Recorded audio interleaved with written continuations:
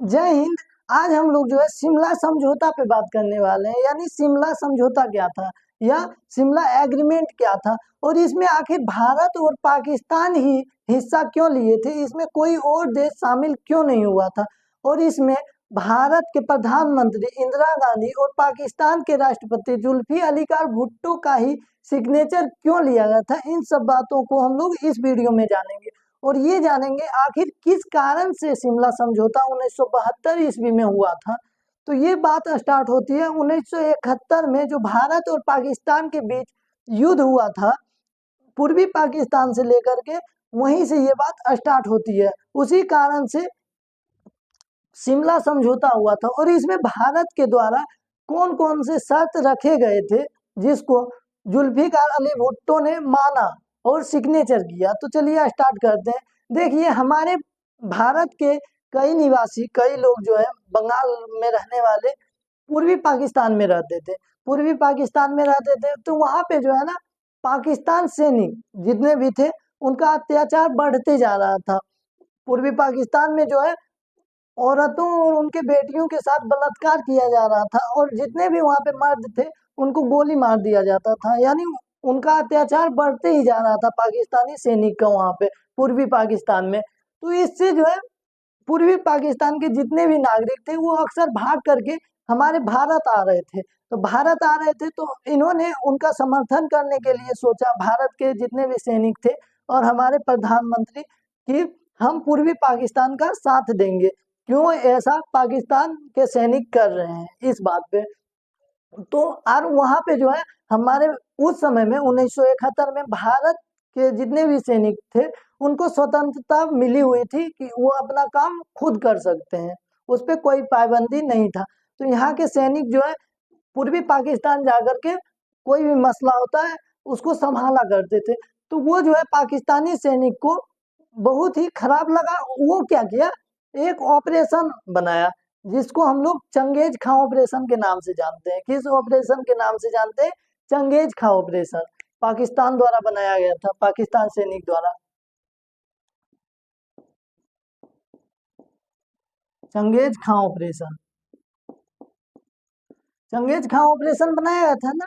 इसके तहत क्या हुआ था कि वायुसेना, पाकिस्तानी वायुसेना जितने भी थे वो पश्चिमी, हमारे भारत के पश्चिम क्षेत्र में जितने भी हवाई अड्डे थे उस पे उसका हमला करना था, और मेन हमला करना था ओखा बंदरगाह पे। क्योंकि हमारे जितने भी ईंधन आते थे और नेविक तोहफे जितने थे और जितने भी बम थे, बम बारूद थे, डंप थे, सब जो है ओखा बंदरगाह पे ही विदेश द्वारा आया करते थे। तो उसका क्या था, पाकिस्तान सोचा, पाकिस्तान वायुसेना सोचा कि हम ओखा बंदरगाह पे हमला कर देंगे तो उसका जितना भी मिसाइल होगा सब नष्ट हो जाएगा, तो वो हमसे युद्ध नहीं कर पाएगा।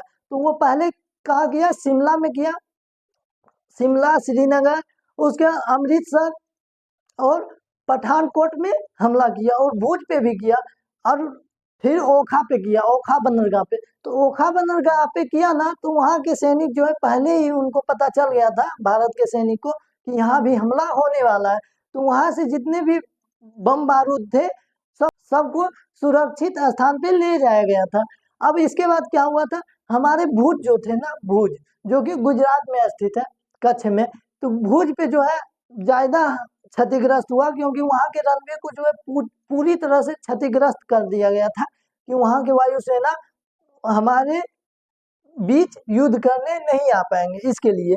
अब क्या हुआ, वहीं पे माधापार गांव करके एक नाम था, वहीं से जो है 300 से अधिक महिलाएं आकर के उन रनवे को जो है मरम्मत की, वो भी 72 घंटे में, युद्ध होने के दौरान 72 घंटे में जो है रनवे को पूरी तरह से मरम्मत की।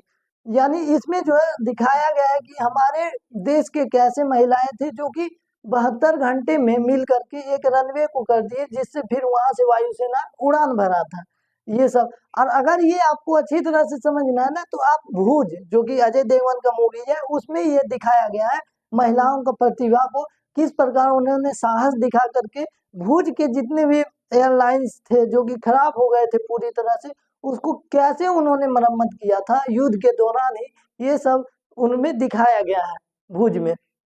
बात आता है, ये सब हो गया तो वो अब पाकिस्तानी सैनिक सोचा तो अब तो हम कुछ भी कर सकते हैं, क्योंकि वायुसेना जितने भी हैं वो अब अस्थिर हो जाएंगे, क्योंकि रनवे पूरी तरह से वहां पे नष्ट हो गया है। लेकिन उनको नहीं पता था कि हमारे भारत के जितने भी महिलाएं होते हैं उनमें भी अपार शक्तियां होती है। तो ये हुआ था। अब देखिए, हमारे भारत में तो सैनिक को जो है स्वतंत्र काम करने की मिली हुई थी छूट। तो हमारे जो रणनीति बनाने वाले थे 1971 में, हमारे भारत के जो सैनिक थे रणनीति बनाने में, जिन्हें हीरो के नाम से बनाया बोला जाता है 1971 में, वो कौन थे? तो फील्ड मार्शल सैम मानेक्शो थे। उन्होंने ही भारत के जितने भी युद्ध हुए थे 1971 में उसका रणनीति बनाए थे।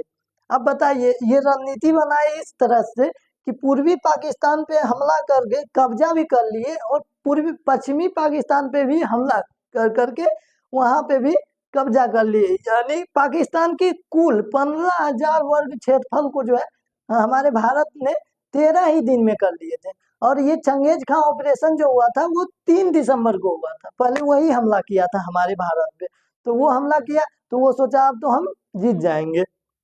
उसके बाद 13 दिन में यानी 16 दिसंबर 1971 को जो है युद्ध को पूरी तरह से समाप्त कर दिए थे भारतीय सैनिक ने। अब कैसे किए थे वो समझिए। लोंगेवाला, आप लोगों को पता होगा, लोंगेवाला जो कि राजस्थान में है, वहां पे कुछ सैनिक, हमारे भारत के कुछ सैनिक थे जो कि 45 टैंक और 3,000 से अधिक सैनिकों वहीं रोक के रखे थे पाकिस्तानी सैनिक को, और 35 टैंकों को जो है वहीं पे नष्ट कर दिए थे। उसमें जो मेन रोल था वो किनका था? कुलदीप सिंह चांदपुरी का, जो आप देखते होंगे बॉर्डर में जो दिखाया जाता है, जिसका रोल सनी देओल निभाया है। इतना महत्व काम किए थे 1971 में। दूसरे विश्व युद्ध के बाद जो है सबसे बड़ा युद्ध उसी को माना जाता है। इसमें 93,000 जो है ना पाकिस्तान सैनिक को जो है नतमस्तक करना पड़ा, आत्मसमर्पण करना पड़ा था। अब देखिए, पूर्वी पाकिस्तान में जो है हमला करने के लिए हमारे चीफ गए थे, जनरल जगजीत सिंह अरोड़ा थे। उन्होंने जो है ढाका में जो है आत्मसमर्पण जब किए थे पाकिस्तानी 93,000 पाकिस्तानी सैनिक, तब वहां पे सिग्नेचर किए थे जगजीत सिंह अरोड़ा, वहां पे हस्ताक्षर किए थे आत्मसमर्पण लेखन पे। और पाकिस्तानी सैनिक जो पाकिस्तानी जनरल जो थे वो अब्दुल खान नियाजी था, जो कि वहां पे सिग्नेचर किया था हमारे आत्मसमर्पण जो 93,000 सैनिक किए थे उस पे।